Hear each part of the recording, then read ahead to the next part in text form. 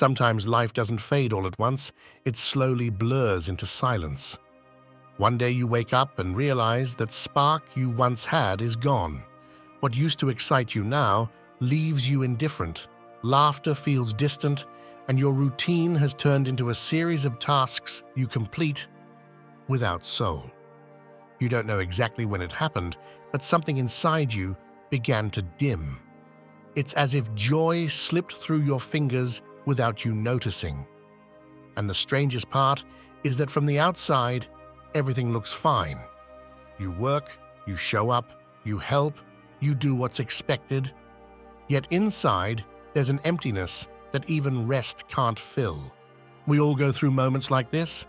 Sometimes pain doesn't come from a single blow, but from a slow wearing down. Responsibilities that pile up, disappointments we swallow, connections that no longer nurture us, and thoughts that replay the same tired story. Joy isn't lost because we lack reasons to be happy, but because we lose connection. It gets diluted among guilt, comparison, pressure, and the fear of time slipping away. But there's a truth the Stoic philosophers understood well. Joy doesn't depend on what happens to us, but on how we choose to live it. Regaining enthusiasm isn't a matter of luck, it's a matter of wisdom and inner practice. If this is your first time here, my name is Gabriel. I've spent years studying and sharing Stoic philosophy as it applies to real life, especially during those stages when the soul longs for peace and meaning. In this space, you'll find clarity and simple tools to help you feel alive again, even in uncertain times. I invite you to stay, to listen until the end, because the final lesson is a deep synthesis of the virtues that can restore not only your joy, but also the serenity of living in harmony with yourself. Let's begin. There are times when life starts to feel like an endless to-do list. You wake up, make coffee, take care of your responsibilities, and before you know it, the day has slipped away without leaving a single spark of emotion. Joy becomes a faint memory, like a song you know you once loved, but can no longer feel. Nothing tragic has happened. You've simply forgotten yourself while taking care of everyone else. The routine that once gave you structure has turned into a chain. Without realizing it, you've gone from living to merely functioning. What's curious is that no one is directly forcing you. It's the autopilot that takes over, the habit of doing the same thing every day because that's what you're supposed to do, even though something inside feels like it's slowly dying. We've seen that joy doesn't disappear with a crash, but with a sigh, and that sigh feeds on small daily renunciations, giving up rest, giving up moments alone, giving up silence or laughter for no reason. That's how life becomes a procedure, and you its clerk. Stoicism teaches that nothing external can take away your peace, but you can lose it if you forget to care for your inner world. Marcus Aurelius said, "The happiness of your life depends upon the quality of your thoughts." If all you think about is surviving, that's exactly what you'll do. When you stop paying attention to what you feel, your mind becomes an office with no windows, full of duties, but devoid of light. Regaining joy isn't about adding new things, it's about clearing away the dust that's covering what truly matters. I remember going through a time like that when every day felt exactly the same. I'd get up early, work non-stop, and at night, all I felt was exhaustion. Until one day, without planning it, I sat on a park bench and watched the sunset. I hadn't done anything productive, but something stirred inside me, a warm calm, a nearly forgotten spark. That's when I understood that joy isn't restored by doing more, but by pausing long enough to feel. A soulless routine quietly drains your life energy. That's why the Stoic sages spoke of living according to nature, in alignment with who you are, not just with what you do. If your day leaves no room for your soul, that day becomes dead weight. Life doesn't ask for much, just attention, presence, gratitude, but the ego insists on chasing what's urgent, believing there will be time later for what truly matters. Then comes emotional fatigue, the kind that doesn't go away with sleep. It's the sign that you've been away from yourself for too long. Like a lamp covered in dust, the light is still there, but barely visible. Cleaning that dust isn't a single act. It's a daily choice to pause, breathe, look at what you're doing, and ask yourself whether it's truly serving you or simply draining you. Joy isn't lost in one blow, but through 1,000 tiny leaks of attention. That's why recovery begins with the simple things: savoring your coffee again, looking at the sky, laughing without checking the time. Small gestures, yet powerful reminders that you're still alive. With that said, let's move on to another silent cause that often dims our enthusiasm: the invisible weight of expectations. When you live trying to meet everyone else's expectations, your joy slowly withers away. At first, it seems like love, commitment, or responsibility, but over time, it becomes a burden that leaves you breathless. You want to be a good mother, a good son, a good partner, a good professional, and somewhere in the middle of all that effort, you forget something essential: to be yourself. It's a kind of fatigue you don't feel in your body, but in your soul, and you recognize it because everything you once did with excitement now feels like an obligation. Your smile becomes a social mask, and "I'm fine" turns into an automatic response. Many people spend years playing the role assigned to them, never daring to ask if it's still what they want. Stoicism teaches that nothing is sadder than living by other people's opinions, because then your happiness depends on applause that either never comes or fades in an instant. When your sense of joy depends on others' approval, it becomes a hostage to their gestures, their silences, their validation. And though it may look like love, it's actually fear. Fear of not being enough, fear of being forgotten, fear that without your effort, you'll no longer be needed. Some time ago, I met a woman who had dedicated her entire life to her children. When they grew up and built their own families, she suddenly found herself surrounded by silence she didn't know how to fill. She told me, "I don't know who I am when no one needs me." That sentence stayed with me for a long time because it reveals a deep wound of our time, confusing love with usefulness. To love is not to be indispensable, it's to be free. And when you allow yourself not to be the center of everything, something inside you softens. So far, we've seen that living out of obligation drains joy just as much as exhaustion does. The weight of others' expectations, even well-intentioned ones, pulls you away from your own path. Epictetus put it clearly: if you want to be free, don't wish for things to happen as you want them to, but wish for them to happen as they do. That kind of acceptance isn't resignation. It's an act of humility before life, a reminder that you don't need to please everyone to be worthy. And yet, letting go of expectations isn't easy. We've spent years being taught that love must be earned through sacrifice. We were told that thinking of ourselves is selfish, when in truth, it's an act of responsibility. The purest kind of love doesn't come from duty, but from inner fullness. Only someone at peace can offer peace. Only someone who feels whole can give without emptying themselves.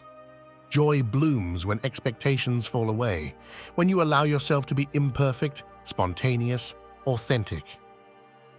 Maybe that's the first great revolution of maturity: to stop needing everyone to like you so you can finally like yourself. In that moment, your soul breathes again, and life regains its color. With that in mind, let's open another door. Behind many of our frustrations lies an even subtler habit: constant comparison.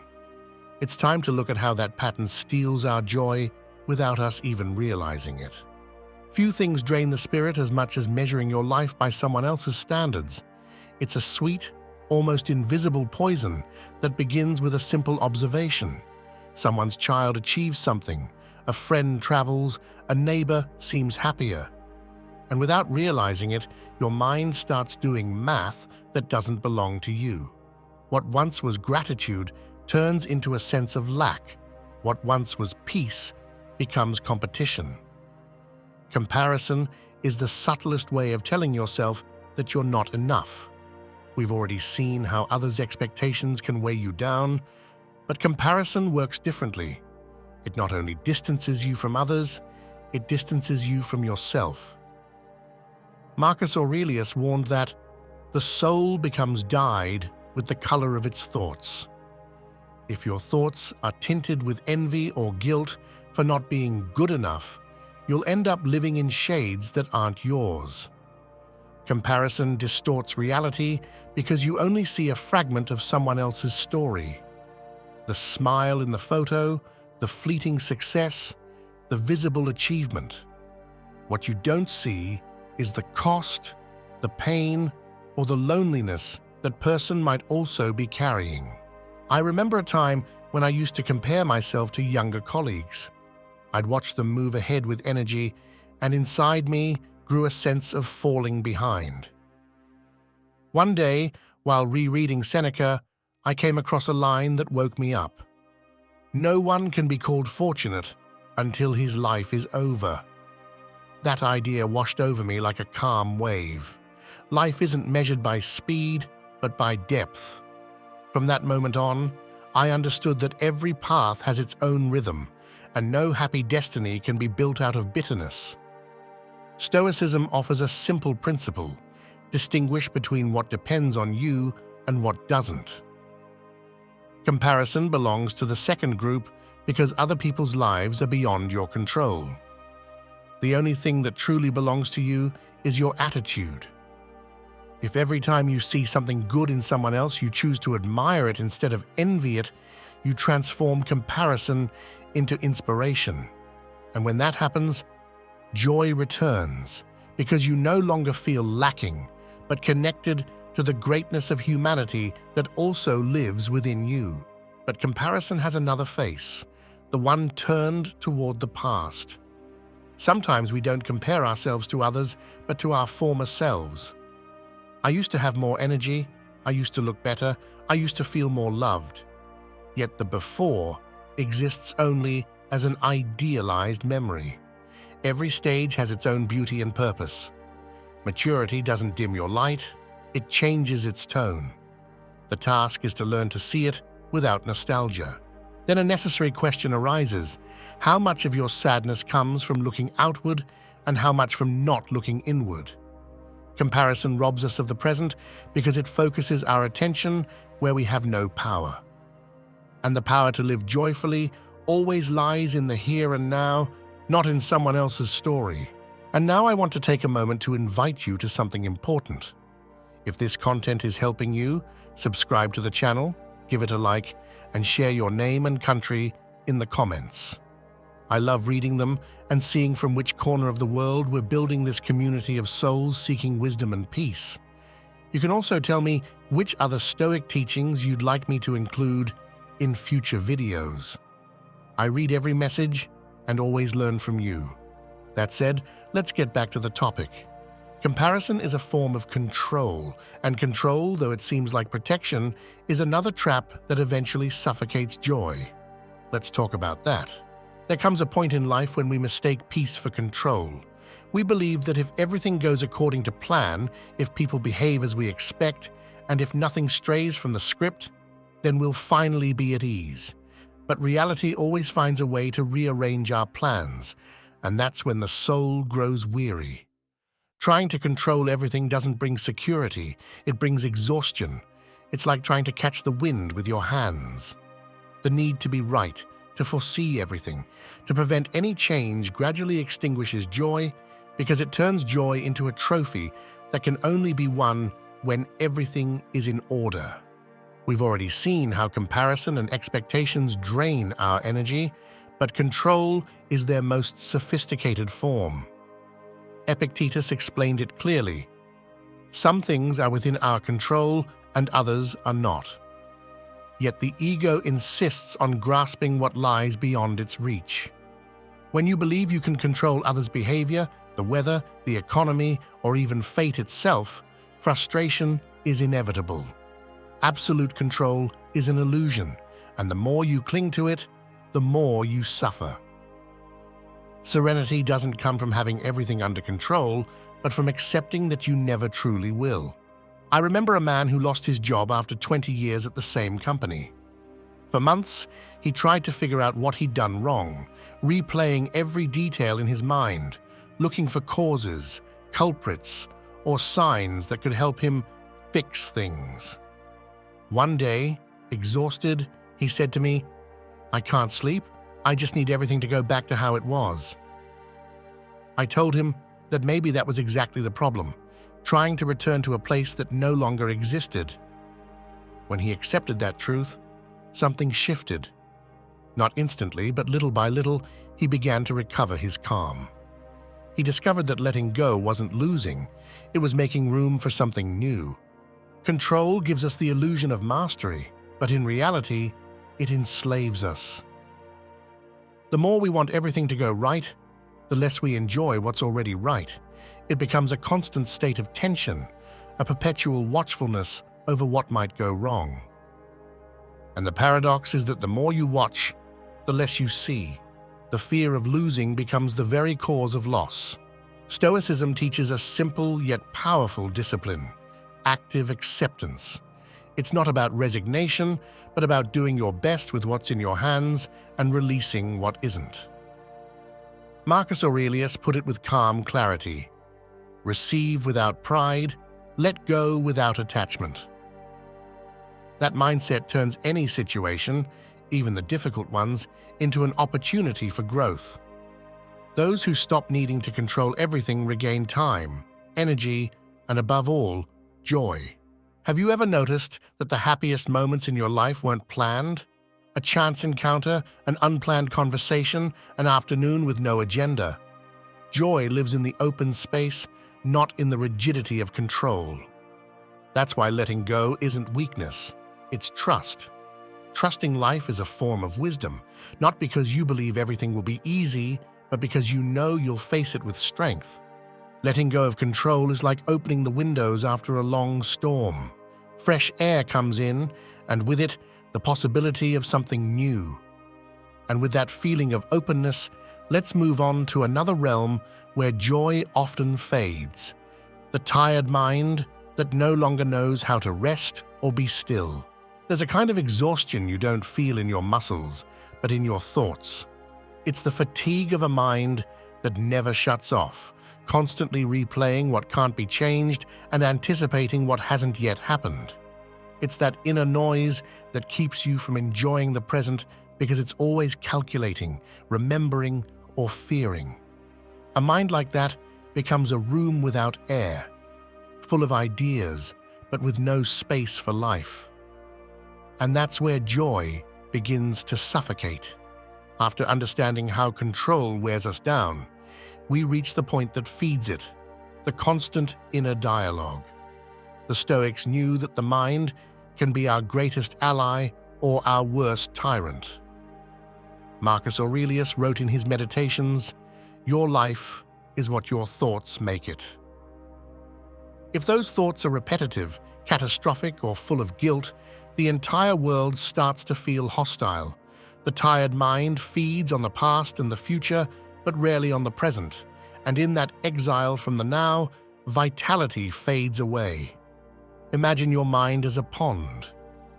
When the water is still, it reflects the sky. But if you keep stirring it, all you'll see is mud. Many people confuse thinking with solving, when in reality most of their thoughts are just nervous movements born of fear. Serenity doesn't come from understanding everything, it comes from stopping the need to understand it all at once. Stoic practice offers something simple. Pause for a few moments each day to observe your thoughts without being swept away by them.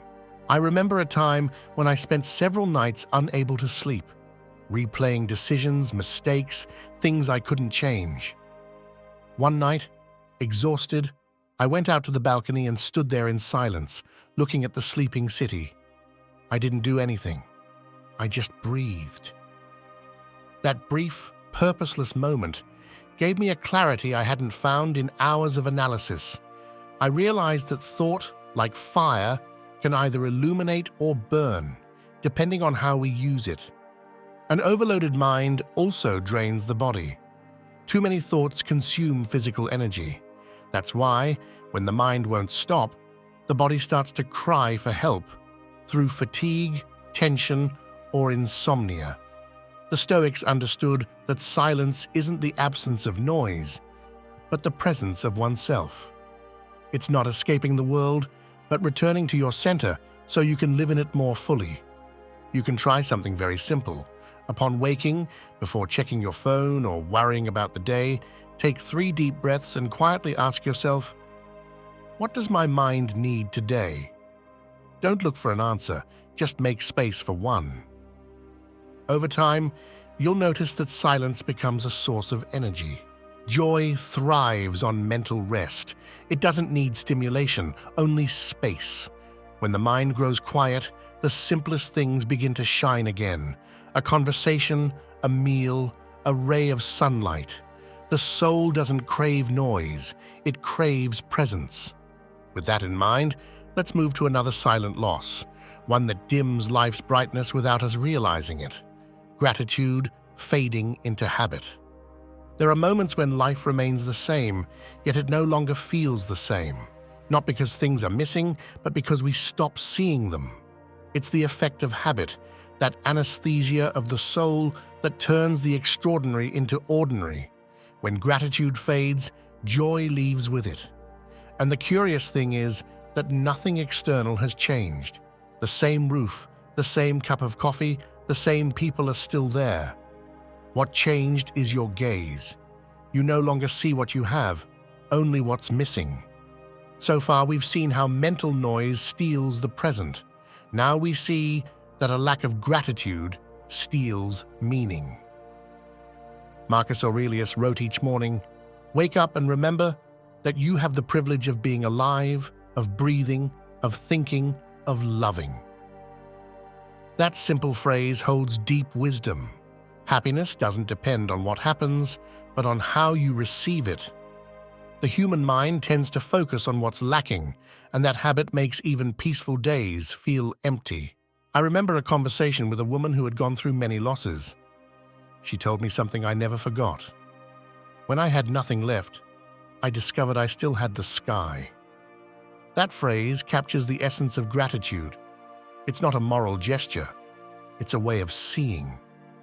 Gratitude doesn't mean denying pain. It means remembering that even in pain, something still sustains you.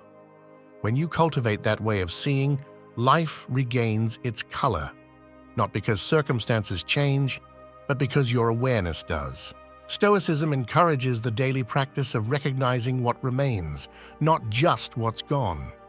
Seneca said, "Nothing is more miserable than the man who feels unhappy without reason." Yet the reason is often unconscious ingratitude. We get used to the good so quickly that we stop noticing it. We adapt to comfort, health, affection, until loss or threat wakes us up. Conscious gratitude is a form of prevention. It keeps life from having to shake you to remind you of its worth. Sometimes it only takes a minute to pause and look around with fresh eyes. Everything that now seems ordinary was once something you longed for. Every new day is an opportunity that many will never have. It's not poetry, it's simple reality. Gratitude doesn't change the facts, it changes your vital energy, and that energy is the raw material of joy. The Stoics practiced what they called contemplation of what one has. It wasn't a complex ritual, but a steady attitude. When drinking water, think of how many can't. When seeing the sun, remember its daily gift. Not to feel guilty, but to awaken awareness. When you live from that presence, the soul stops begging for reasons to be happy. Gratitude is the antidote to complaint. Where there is gratitude, there's no room for resentment because you can't thank and complain at the same time. And just as complaining dims your light, gratitude rekindles it. Perhaps the secret isn't to seek joy, but to remember to be thankful. With this in your heart, let's shift focus and explore something equally profound: the disconnection between body and soul. Because when the body dims, the spirit loses its glow as well. There's a very common way to lose joy: by letting the body become nothing more than a vehicle for obligations. We eat in a rush, sleep too little, breathe halfway. We forget that the body isn't just matter, it's also a message. When joy fades, the body usually warned us long before with signs we ignored: constant fatigue, tightness in the chest, lack of motivation, insomnia. The soul speaks through the body, but we're so distracted that we mistake physical exhaustion for laziness or sadness for weakness. Up to now, we've seen how a lack of gratitude clouds the soul, but neglecting the body disconnects it completely. The Stoics saw the body as part of the rational soul. Epictetus, who lived with a lame leg, said, "Take care of your body as you would a faithful servant, but do not worship it as a god." That phrase captures perfect balance. The body shouldn't rule you, but it can't be ignored either. Those who don't listen to their bodies end up enslaved by their discomfort. I remember a man who had felt drained for years. He went to doctors, took vitamins, changed his diet, but nothing helped. One day, during a conversation, he realized he hadn't walked outdoors in months. He began walking 20 minutes a day, no music, just breathing. A month later, he told me, "I don't know what happened, but I feel like I came back to myself." It wasn't magic, it was physical presence. Returning to the body is returning home. The body also needs joy, not just nutrition or rest, but moments of expansion. Dancing, laughing, breathing deeply, moving with pleasure, simple yet powerful ways to remind the soul that life is still here. Seneca said that joy is an exercise of the soul, but that exercise begins with the body that carries it. Caring for the body isn't vanity, it's respect. Eating well, sleeping enough, walking, breathing, these are acts of self-love, not ego. When you treat your body with kindness, your soul begins to trust you. There's no spiritual balance without physical balance, because the body is the first boundary between you and the world. When that boundary is neglected, everything else becomes unstable. Here's something to reflect on. How much do you really listen to what your body is trying to tell you? Maybe it's not asking for medicine, but for rest. Maybe it's not demanding more effort, but less guilt. Sometimes, a few minutes of stillness or conscious movement are enough to restore the energy you thought was gone. The body is the bridge between your inner and outer worlds. When you cross it with respect, you rediscover pleasure in the simple things: the taste of fruit, the warmth of sunlight, the softness of the air. And there, in that contact, joy is reborn. From this more integrated awareness, let's open another door. Because even when the body comes back to life, there can still be something hidden, draining your joy. The ego disguised as virtue. Sometimes we think we're acting out of love, but in truth, we're acting from an ego that craves approval. We give, we help, we understand. But deep down, we expect something in return: recognition, gratitude, or simply the feeling of being needed. This is one of the subtlest traps of maturity. You get so used to taking care of others that it becomes your identity, and when no one needs you, you feel worthless.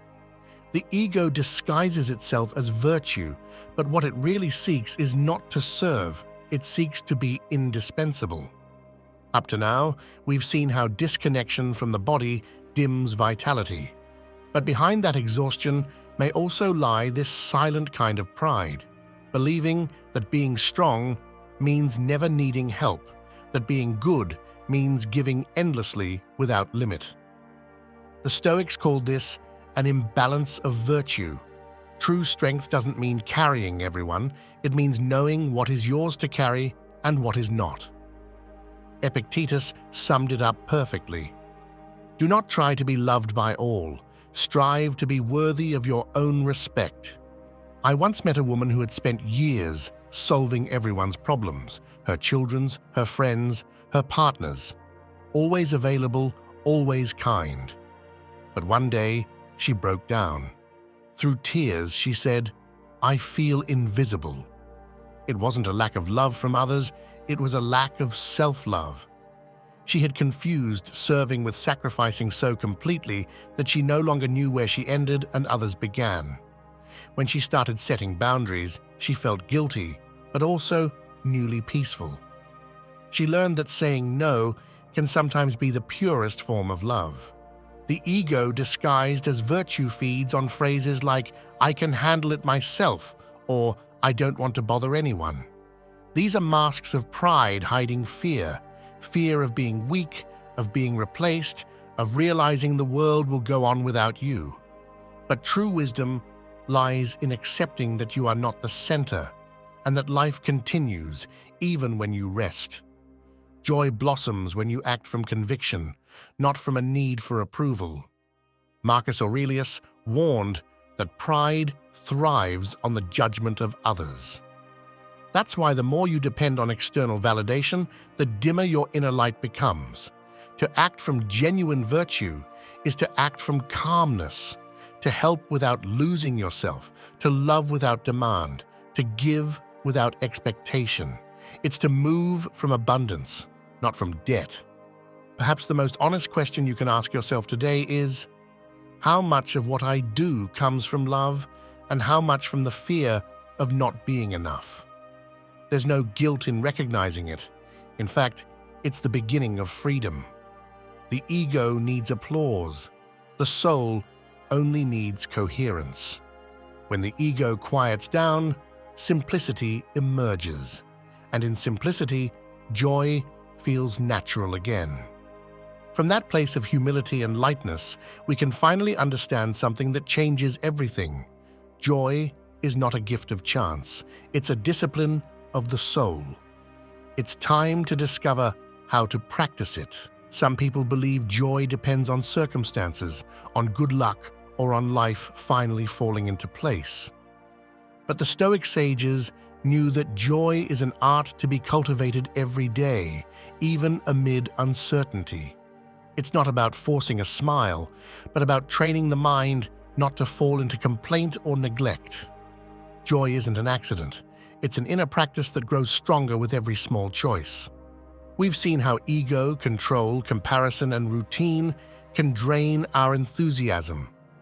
Now we understand that recovering it requires a loving discipline. Marcus Aurelius described it as living according to nature, and that nature includes joy, not superficial euphoria, but a deep serenity born from inner order. When you tend to your soul with the same consistency you give your duties, you discover that joy doesn't depend on what happens, but on how you choose to respond. I remember an ordinary morning, nothing special on the calendar. I'd slept little and had plenty to do, yet as I made coffee and opened the window, I felt an unusual calm, a simple gratitude for being alive. There was nothing to celebrate, yet everything to be thankful for. That's when I understood that joy doesn't always arrive like a burst of light. Sometimes it settles softly, like a breeze you choose not to chase away. That choice, repeated over and over, eventually transforms you. The Stoics practiced mental exercises to maintain that state of mind. Epictetus suggested beginning the day by remembering that it would bring difficult people, but also chances to practice virtue.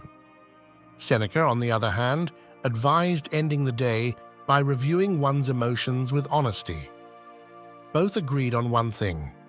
Joy doesn't mean nothing hurts. It means nothing robs you of your peace.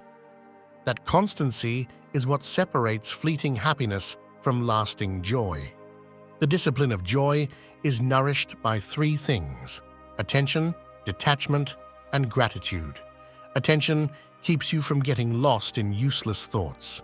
Detachment frees you from depending on what you can't control. Gratitude reminds you of what you already have. If each day you choose one of these three, life begins to make more room for well-being. Joy like a muscle, grows stronger through practice.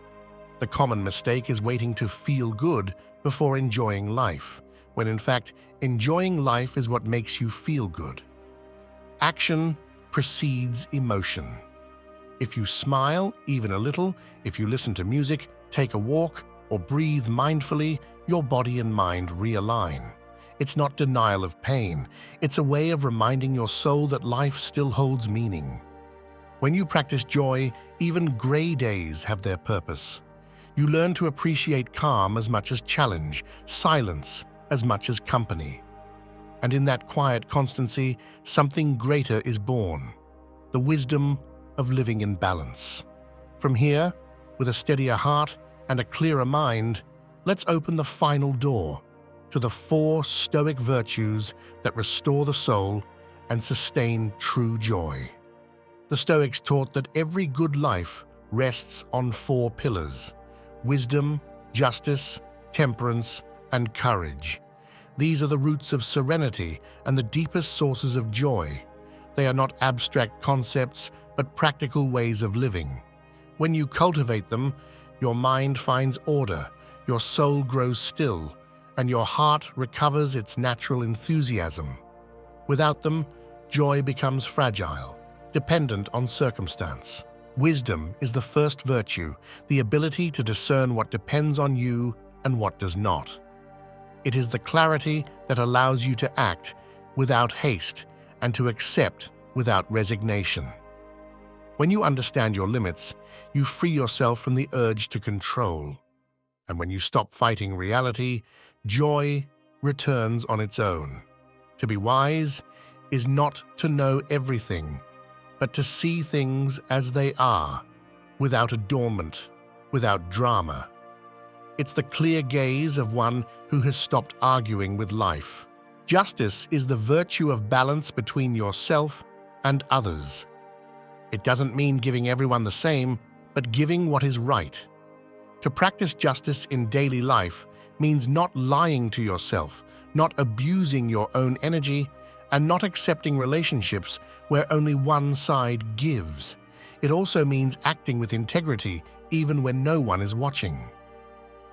When you are fair with yourself, the soul rests because it no longer lives divided between what it feels and what it does. From that unity arises a quiet joy, the kind that feels like inner peace. Temperance is the virtue of moderation, of measure. In an age that confuses freedom with excess, temperance teaches you to enjoy without dependency, to eat without guilt, rest without laziness, and love without losing yourself. It's the wisdom of enough, the art of knowing when to stop. The Stoics saw it as a form of freedom. Whoever governs their impulses needs not govern anyone else. Lasting joy is not found in excess, but in balance. Courage, finally, is the virtue that sustains all the others. There is no wisdom without the courage to face the truth, no justice without the strength to uphold it, and no temperance without firmness to say no. Courage doesn't always roar.